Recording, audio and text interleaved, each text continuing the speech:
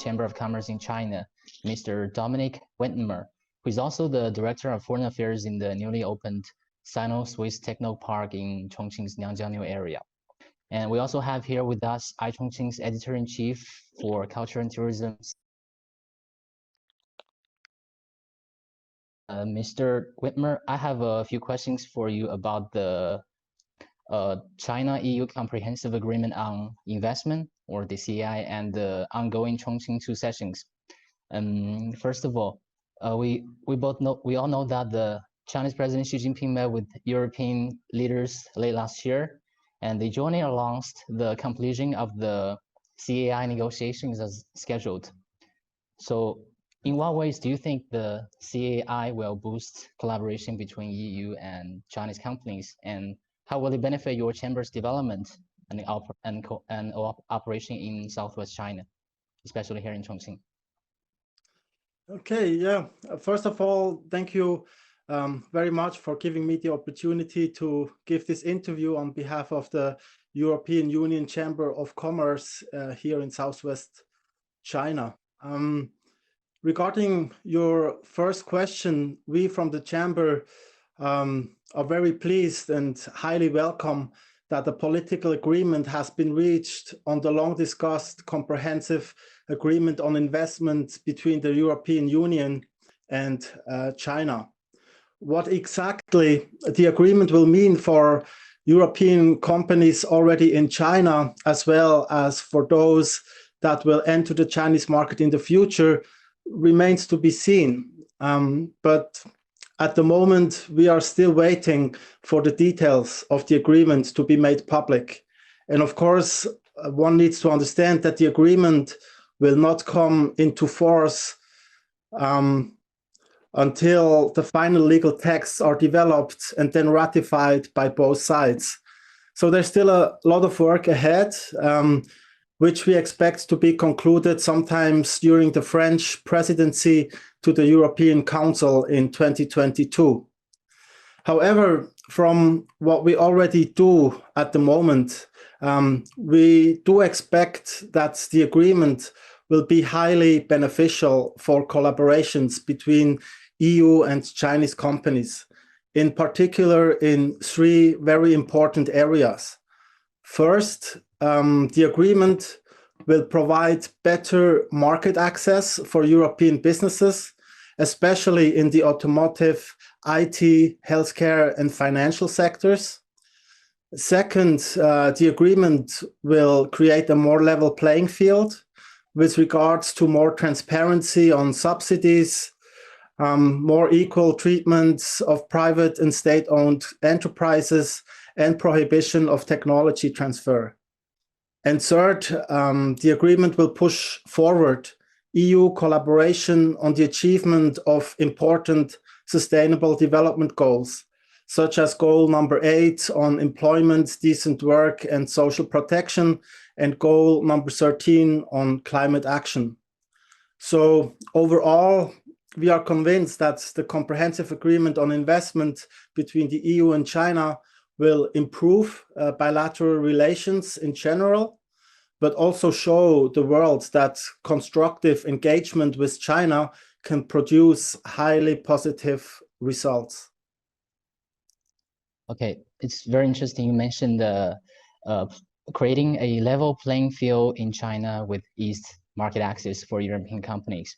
You know, for China for its part also wants a less strict foreign investment screening policy in the EU market and more open EU market for Chinese investors. So can you give us a more detailed examples of the more market access and more open market for Chinese investors and European counterparts? Yeah, sure. So regarding market access, I think there will be less restrictions on investments from Europe in China. These restrictions that will be relieved are joint venture requirements or certain equity requirements that were required before on investments. And this is, as I mentioned before, especially the case in the automotive industry, the IT sector, healthcare, and in the financial sectors. And I think the most important element of creating a more level playing field will be that China has agreed to be more transparent on subsidies, especially on subsidies on Chinese state-owned enterprises. It is fully understandable that there will still be subsidies in place, but in order for European businesses to be better prepared in developing their market access strategies, it is important where and in which sectors and at what level such subsidies apply. So I think, the agreement is really going to be a milestone, a big step forward in relations between the EU and China, and we will see improvements to a more open up and level playing field in China as we haven't seen it before. So the CAI project was first proposed in 2013, and 6-7 years has passed, and the agreement was supposed to be a landmark investment deal, aims to replace the more than 2,000 bilateral investment treaties between Europe's 27 member states and China. So when do you think can we expect to see more cooperation after the agreement? When can we expect to see the completion of the CAI project? Well, I think in the short term, the fact that there has been, in principle, an agreement on the terms and conditions of this agreement, we will already see more confidence from European companies regarding investments in China. And in the long term, it depends how the negotiations go on. As I mentioned before, the legal texts haven't been developed yet, and to develop them will take several months. Both sides, especially the European Parliament, will have to ratify the legal texts, and this will take some time and a lot of work. And we really hope that both parties, the EU and China, will continue their efforts to conclude this agreement. When it will be concluded, I would say in 1.5 to 2 years, somewhere 2022 to 2023. China also signed another landmark treaty last year with 14 other countries around the Pacific Ocean, the Regional Comprehensive Economic Partnership, or RCEP. So do you think there are any differences or similarities between RCEP and CAI? Well, the RCEP is, first of all, one of the largest regional free trade agreements that has been signed so far worldwide. And even though the EU is not part of this agreement, there are certainly important geopolitical and economic implications for European businesses. On the geopolitical front, it is important to note that this is already the second agreement in Asia to happen without participation from the United States. And this is quite a clear signal that the influence of the US is decreasing in the region, which is giving more space towards a more multilateral trade integration in Asia. And regarding economic implications, the RCEP includes a wide range of provisions on intellectual property rights, financial services, and e-commerce, bringing about promising impacts onto EU businesses and their supply chains. So overall, we expect that both agreements, the RCEP and the CAI, will have a very positive impact on European businesses' interests in support of liberal trade and towards a better investment environment in China and in Asia. Okay, back to the San Jose Technopark, and you are the Director of Foreign Affairs of San Jose Technopark in Chongqing Liangjiang area. So what's the next big move for the San Jose Technopark, and what can you tell us about what are the events that are Good. Yeah, it's going to be an exciting year. Last year has, of course, pretty tough on us, especially due to the travel restrictions. For us, it was always important to create an exchange, physical exchange with delegations from Switzerland visiting Chongqing and vice versa. So I'm certainly looking forward that in 2021 we will be able to do these exchanges again, and also implement more exchange in regard of our annual business incubation competition, which we will hold again in the second half of 2021. So I'm excited to do the business incubation competition between Switzerland and Chongqing again in 2021.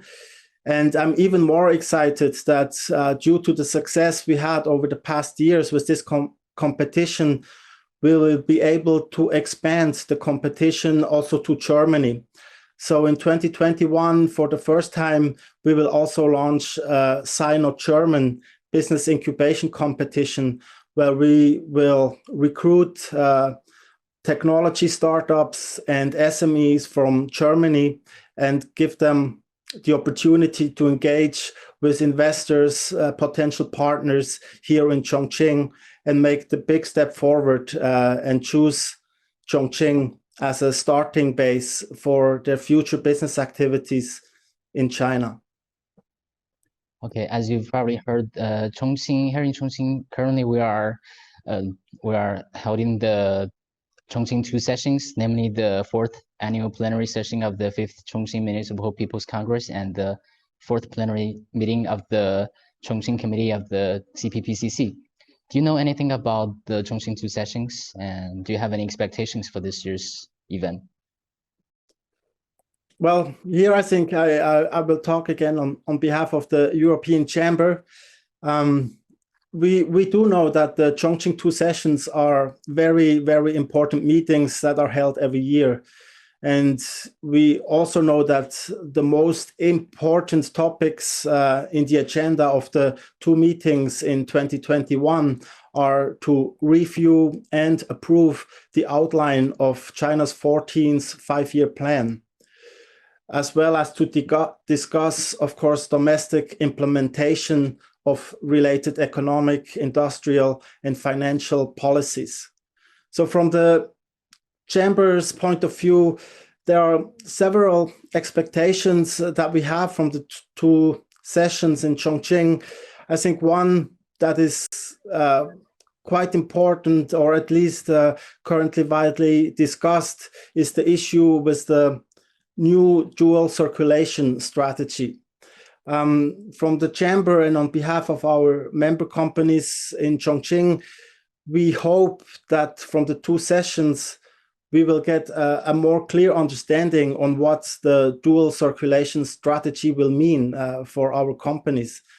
And we also expect that the authorities of Chongqing will take positive measures to avoid any negative impact on Chongqing's openness towards foreign investment.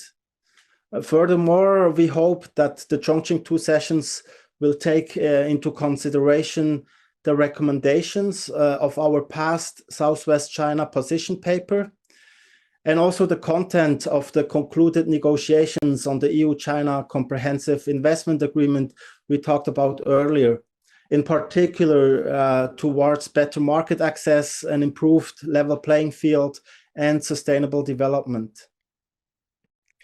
What advices would you give to the municipal government for the betterment of the trade relations between Chongqing and European countries, especially Switzerland? Chongqing should certainly build on its strengths as a logistic super hub. the rapid buildup of transportation networks is now linking Chongqing with the rest of China and with the world like no other city in southwest China. So based on the established hard infrastructure, Chongqing now needs to continue to build its practices on openness and transparency. For example, regulatory barriers in cross-border trade need to be officially addressed, and a new framework for better and more regular communication with the international business community needs to be developed, in particular with international chambers. This would strengthen the overall confidence and facilitate international trade and foreign companies' engagement with and within Chongqing.